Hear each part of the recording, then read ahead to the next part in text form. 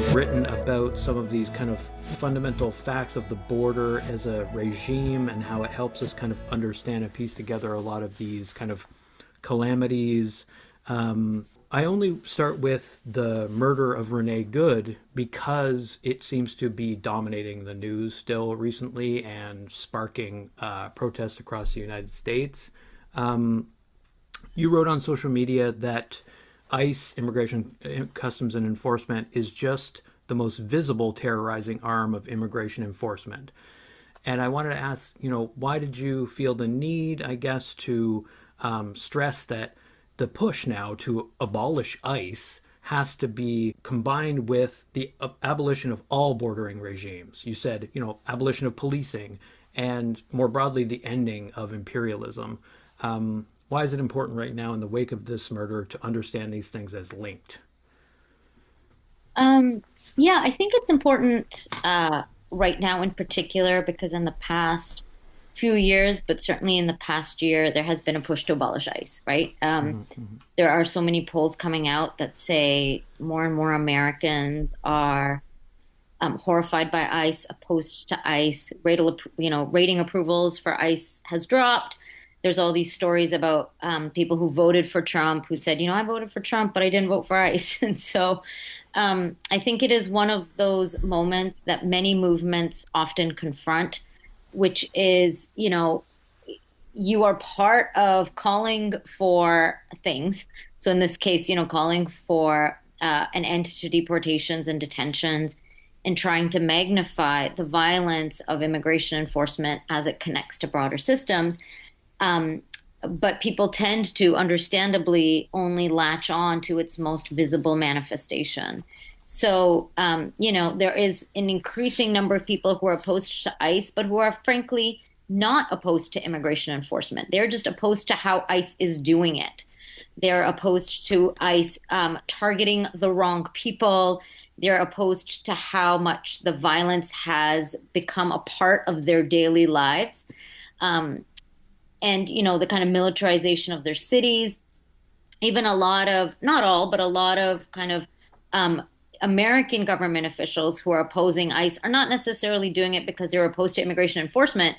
They are just upset that they are losing their jurisdiction and their authority to control their cities, right? So the opposition to ICE is multifold and varied, which happens, right, as movements become bigger and more mainstream. They can also get co-opted, and they can also take on a tenor which is not the kind of foundation from which those calls emerge from.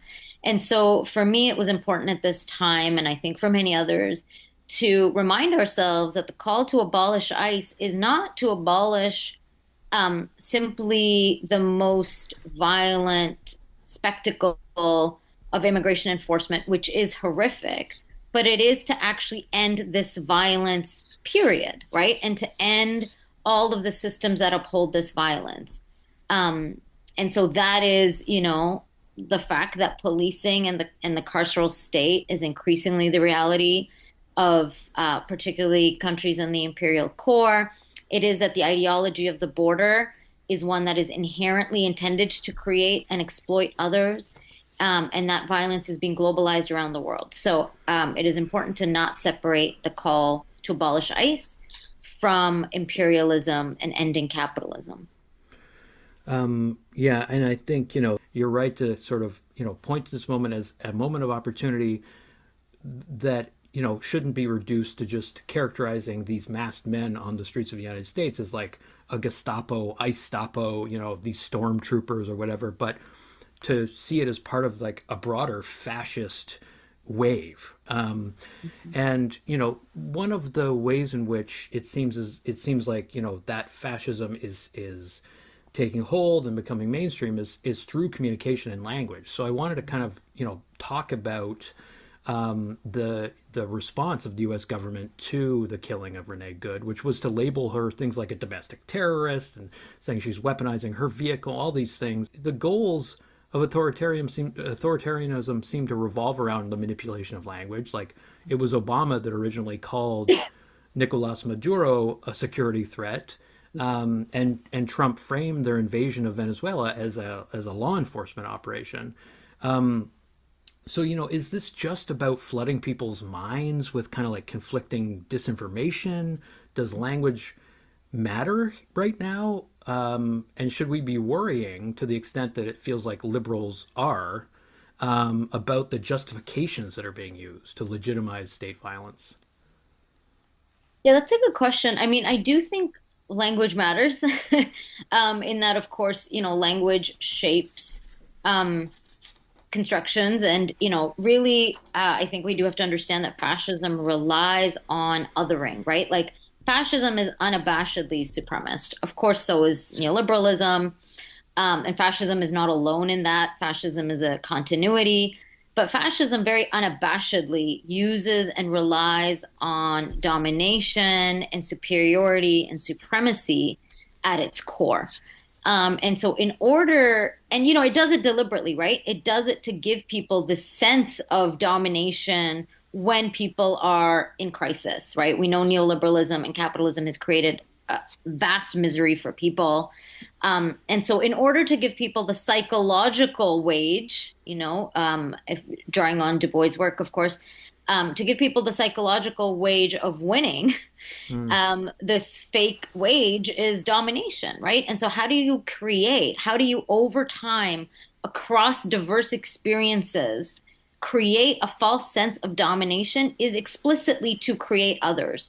And to create others requires the language, is backed by, of course, legislative state violence of supremacy. mhm. And so calling people terrorists, calling people criminals, calling people, when it comes to migrants, for example, calling people as stealing resources or invaders, all of which, of course, can be flipped on its head because who are the actual invaders? Who are the actual terrorists? Who are the actual criminals? It leads to those questions, but those are not relevant in fascism because fascism's project is to create supremacy as an ideology that people will buy into and explicitly buy into it in order to not fight capitalism. And so I do think understanding the construction of others and dehumanization is incredibly important and the role language plays in order to fight it. However, I don't think the way that liberals get obsessed with the kind of politics of innocence when it comes to countering these constructions is relevant. Because, innocence is a completely frustrating and impossible political project. And because the idea of innocence is constantly changing, because the state will create new laws to determine, where the metric is for innocence. So I think it is important to understand, but to not use innocence as a way to confront it. What you just said, made me think of this other question around like purity politics, basically. Like it certainly feels like there are a lot of people who are pretty afraid to take a position right now on these crises. And I sense that that comes from that like fear of saying something wrong, being imperfect in your politics, especially around like what's happening in Iran, and obviously Venezuela. If revolution is ugly and complicated, how can we make it mainstream given that we're often being told that solidarity with revolutionaries is much too risky to be actually tenable? Oh, that's a big question because it really It's a big, depends yeah, what we mean by revolution, and for it sure. depends Oh, on yeah, who and what formations we consider to be revolutionary. fair. This may not answer your question, but I do feel it quite strongly. I think I think when we say people are afraid to speak out or people don't know, quote unquote, who to listen to, we're increasingly, I think we have to realize in very individualized, atomized ways of even being in politics, right? So when people are like, listen to the people of XYZ country, even that suggests that we're supposed to listen to individuals, let alone, of course, people have different ideas. And for me, I'm like, we do politics through collective struggle and collective collectivity. That is its core. And so for me, one shift that's necessary is not this kind of endless debate about which people one is listening to, because of course people are not homogenous, And of course, people are not their nation state. And of course, people are not their regimes. But for me, it's a different and bigger question, which is, are we aware of political formations in the places that we want to be in solidarity with? Are we aware of those independent left formations? Because we cannot be in struggle with people unless we are in struggle with, like, you can only be in solidarity and accountable to specific political formations that you are in alliance with, right? And you can't do that as an individual, which is, I believe leftism requires being part of collective organization, right? So like you as a collective of people, it doesn't have to be a formal organization. It could even be you and your three comrades, whatever it is, you need to sit down and figure out what your political alignments are, understand what's happening on the ground in different places, and then actively seek out political formations to align yourself with or not align yourself with, right? But this rhetoric of solidarity with the people, on all sides, to me, is very hollowed out. You can't build a politics by following an Instagram account. I'm sorry, you just can't. I feel strongly about that. And so that for me is one thing. So it's this question of how do we even build politics and what do we consider to be politics, right? And politics is not opinion. Politics is analysis in struggle, in solidarity, in alliance with people. The second thing I think is in as much as fear comes from the fear of repression, again, that's very real. And that's why I do think an enormous task for the left is how do we build infrastructure to counter fear, right? Like fear of repression, fear of being called out, whatever that fear is, like you can't overcome it individually, So people, again, posting on social media, get brave, take risks. You can't do that alone. It is just like courage is not a characteristic of a person. It is a condition that we create in our movements that we do together. And so I really do come back to the need for collective conversation, collective struggle, and collective infrastructure as the necessary conditions to build a different kind of politics that transforms us as individuals and makes it possible for us to be in struggle and to take risks together. I don't, for me, the debate is not what I see online. Like I don't, or maybe I'm older. I'm like, I can't rehash this every few years. I think the question is really practical questions of how are we doing politics and who are we doing it with, and not people's like takes on the internet.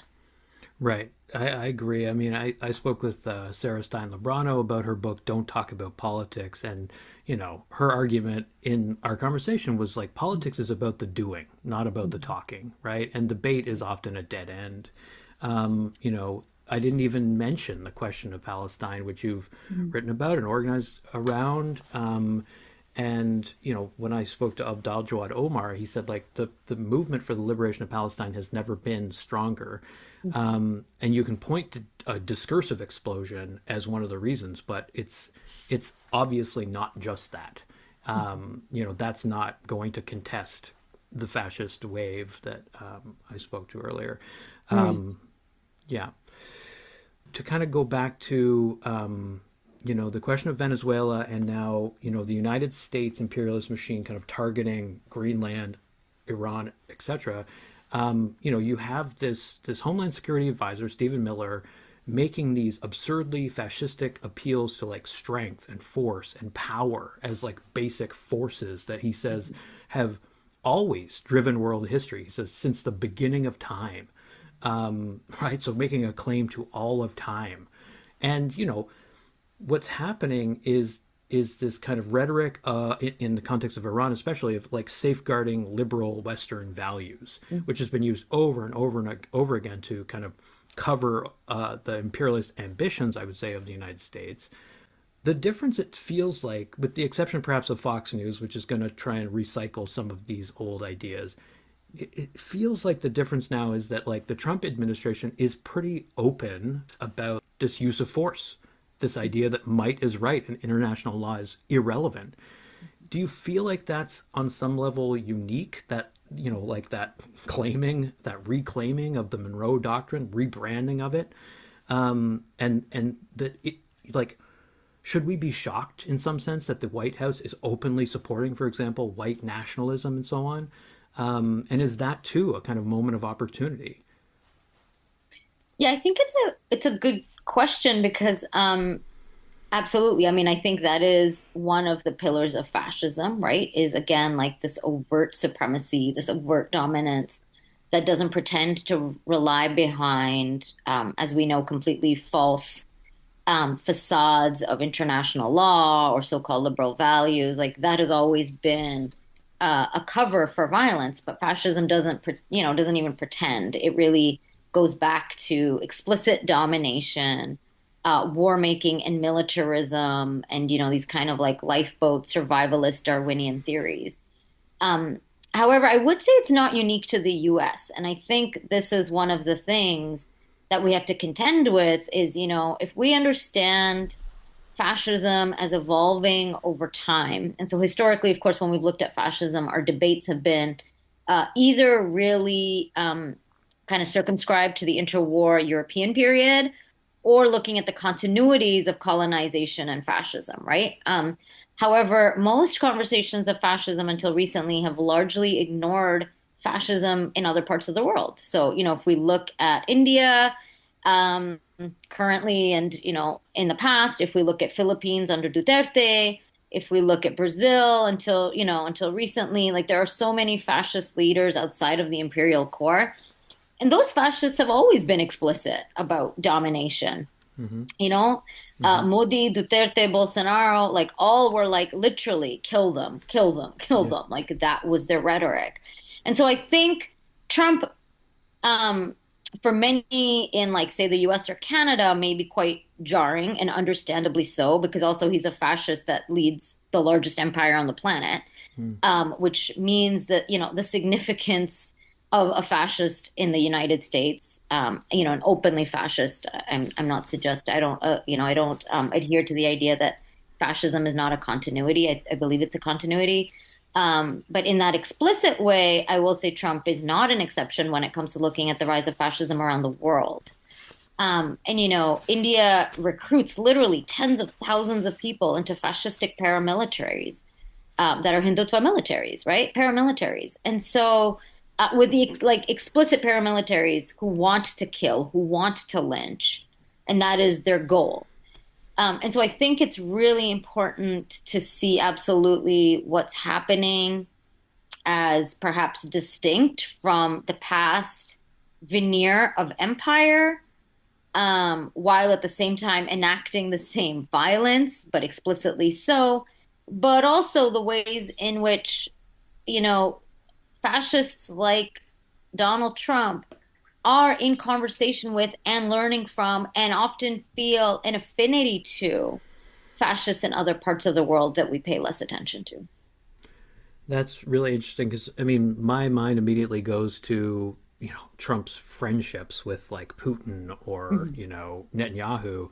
I kind of wanted to ask you about the writing that you've done, here and there on this kind of rising eco-fascism and the kind of like climate fortressing that's happening because it's touched on in Border and Rule in a few pages, but you've noted you've noted elsewhere that like we're seeing a kind of moment where climate disasters are actually starting to like outpace political persecution as a source or a site of displacement.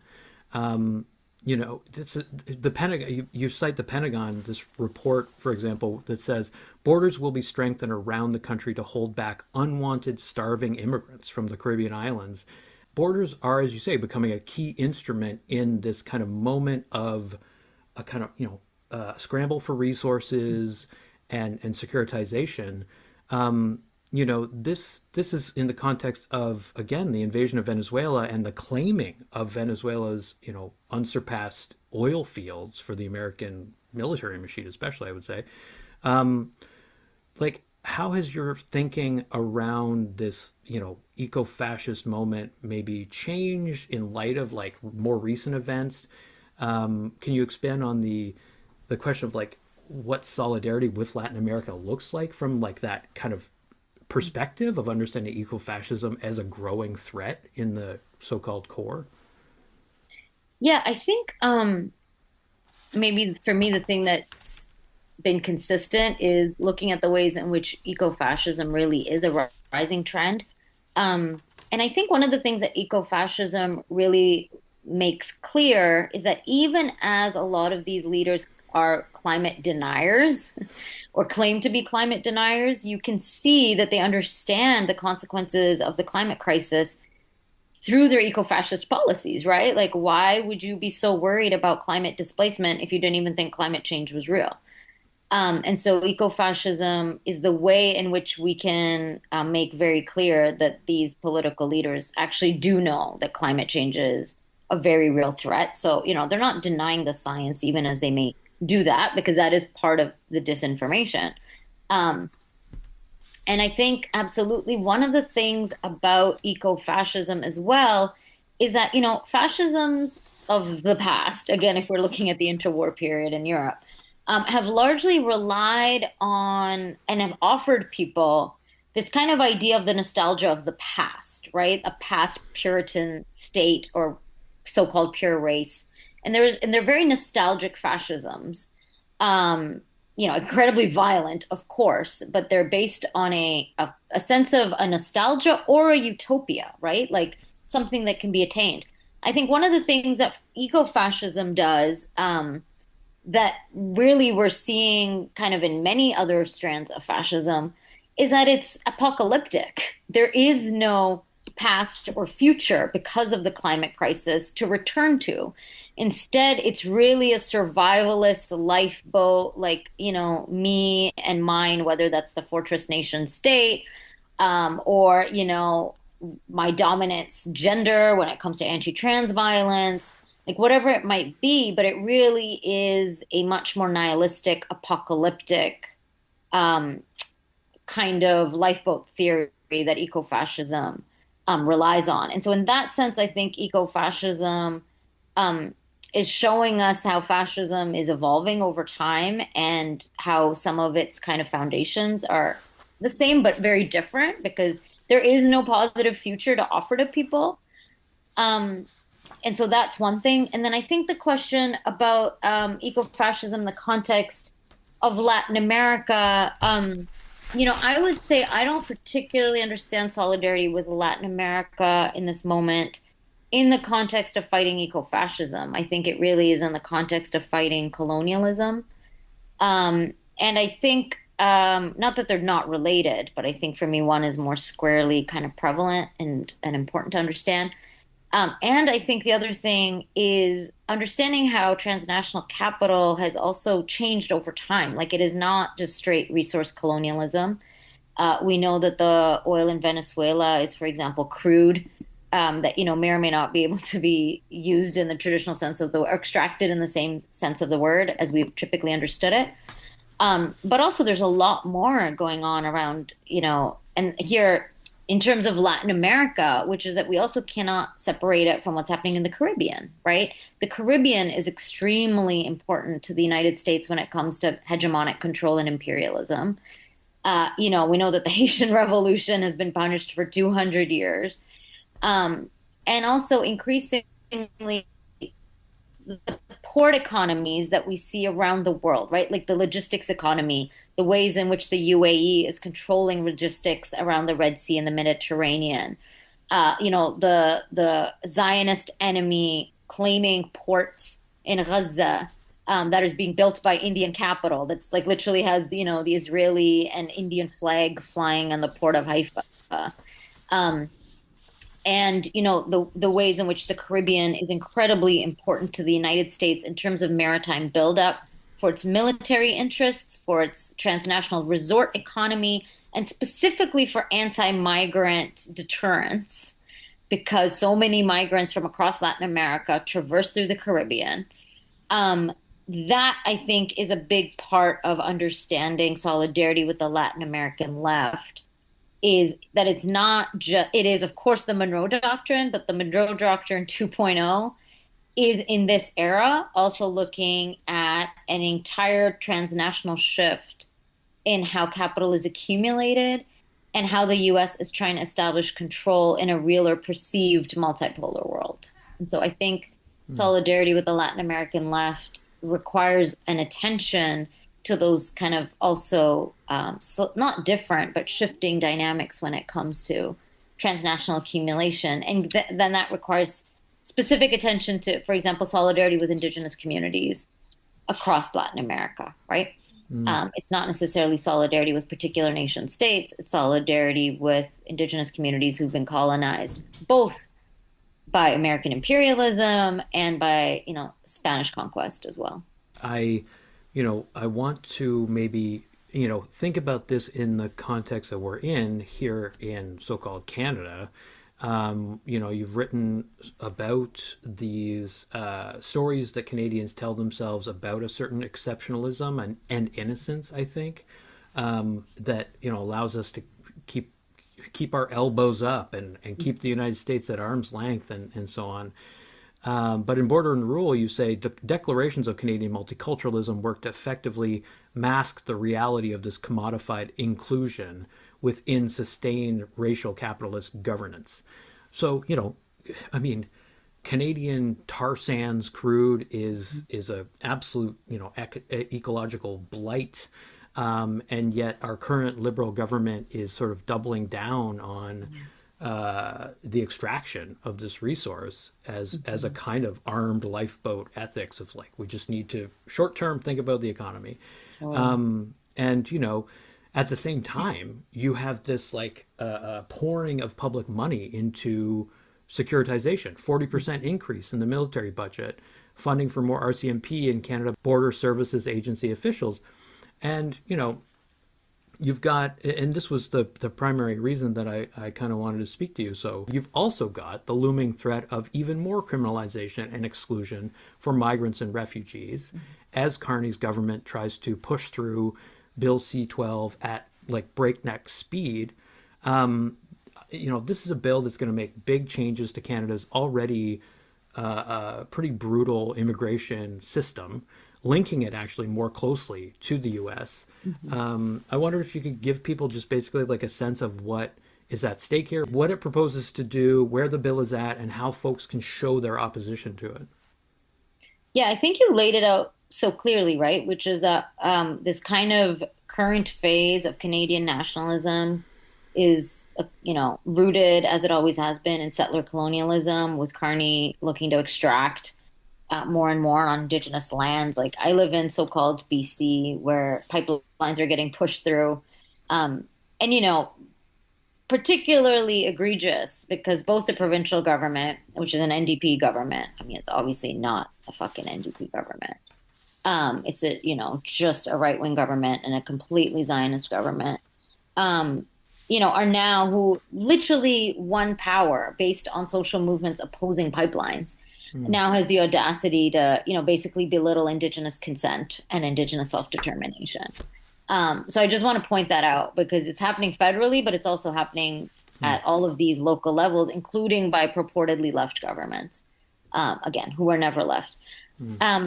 And so, we see, as you mentioned so clearly, that this extraction is being justified in order to so-called save the Canadian economy. And the Canadian economy has always been built on Indigenous dispossession and has come at the expense of Indigenous self-determination.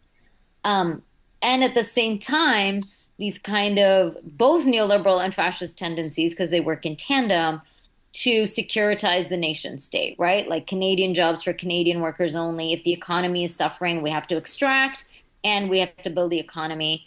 And so that has relied on anti-migrant xenophobia, right? Which is a pillar of fascism everywhere.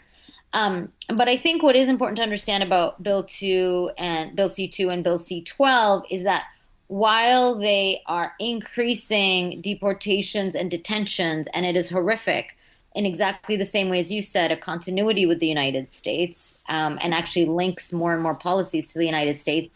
Bill C-2 and C-12 will also entrench the Safe Third Country Agreement with the United States.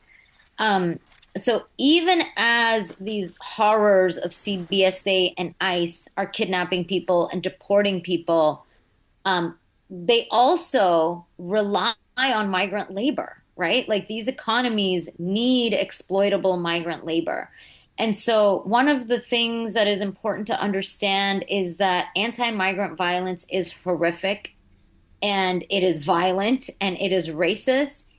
And it also serves the function of not necessarily deporting all people, but actually making people more deportable. And we see this on the ground, right? Like C2 and C12 haven't passed yet. They're in committee until February.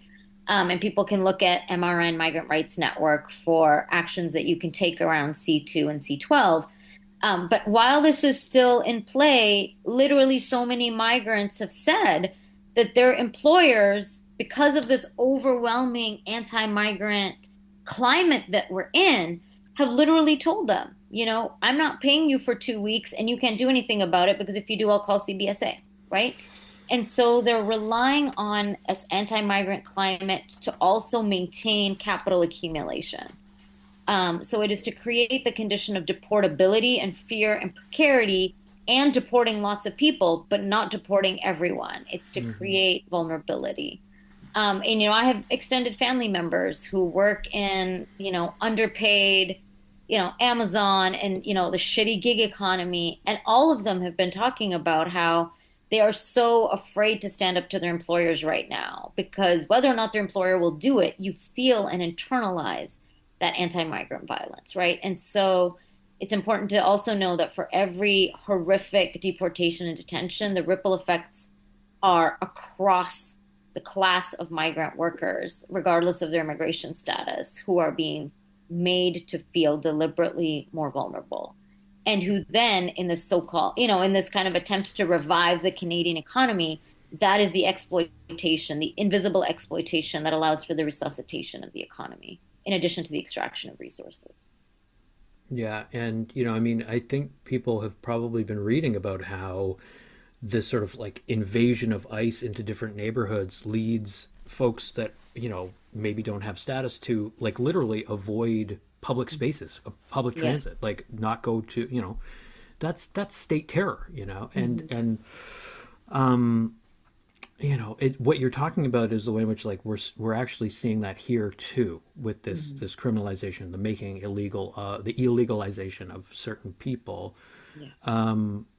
I was doom scrolling today and saw on like Wired's Instagram account a video describing step by step how to protect your neighborhood against ICE and invasion.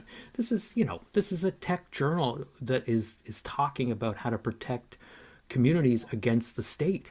So, this leads me to kind of recall this moment at the end of your Truth Out interview where you just make a pitch for the fact that we are all able to live with freedom in our neighborhoods, to fight against gentrification, to fight against settler colonialism, to be at home in our bodies, and that, as you say, these are all much more profound politics of freedom and ungovernability.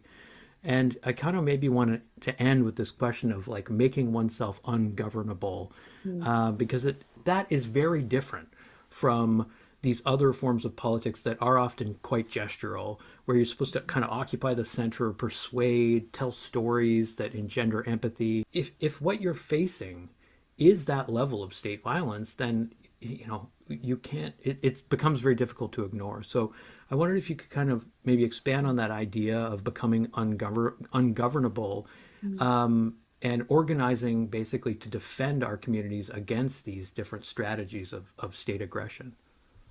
Yeah, I should maybe say I'm a Gemini, so I hold many I hold many politics at the same time. Um, I absolutely, as an organizer, I do believe in mass movements. I do believe that there is, I never downplay the role of education and meeting people where they're at. And, I am the guy who everyone makes fun of because I love flyering at actions. I'm like the guy who I'm like, give a flyer to, someone's going to yell at, and I'm going to talk to anyway. So I do believe in that because I do know that, we aren't all, we are all indoctrinated into a certain way of thinking, right? Like I was not born with a politics. Most leftists are not. Even if you are born into struggle, you are not born into an expansive politics. You may be born into your specific struggle.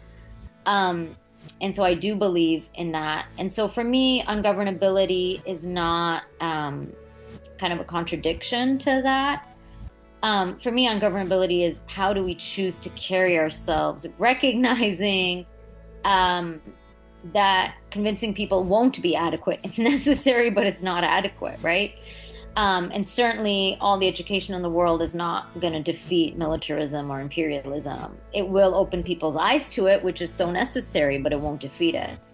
And so for me, ungovernability is, just the very simple fact that in this state of empire where I live, the thing that I can offer the most to my communities and comrades is how do we minimize the harms of the state, which are many, right? Whether that is immigration enforcement, whether that is child apprehension, whether that is land theft and policing and on and on and on. The things that we can try to do are defend each other and protect each other. And also, like I was saying before, earlier on, in an answer that I don't think answered your question, but I do think is important, is like, how do we what do we do together to minimize and try to break out of the condition of fear? Because when you're living under immense state terror, as you pointed out with ICE and an everyday condition in Canada, like fear really is one of the main barriers. I had a post a year or so ago because we had a number of escalations that we'd been organizing in the Palestinian Liberation and Solidarity movement. And, so many people were like, we're with you. And I'm like, so many people are with us, but they're not coming out. Like, what is it, And fear was the number one thing I heard. And I got 5,000 responses from people, right? And I'm like, fear is not an individual thing that we overcome. I'm repeating myself here. But so for me, ungovernability is also what are the conditions that we can create together to allow ourselves to break through the fear in order to become ungovernable, right? Like that is a precondition. And so for me, it is this massive question of, in order to truly be in solidarity with people, in order to truly imagine yourself living in the US. There's all of these things about how you fight ICE, but how do you actually get to the stage where you are willing and able to do it with other people? Requires deep relational work, requires practice. It is not just like sitting and stewing in our heads about whether we're brave enough. It's actually trusting other people to have our backs, right? Mm-hmm. So all of those for me are part of ungovernability. It's the really intimate but profoundly important transformative work of how do we stop being afraid of one another? How do we trust each other in incredibly scary times? And how do we build with each other? So that we can be ungovernable when it comes to state violence. Yeah, I mean, that is powerfully put and does kind of call back to what you were saying around like building this infrastructure to counter fear, a kind of care infrastructure, maybe it could be called. Thank you so much, Harsha. Thank you. Yeah, I'm very, very grateful to you for being open to this conversation. Yeah. Thank you for your time.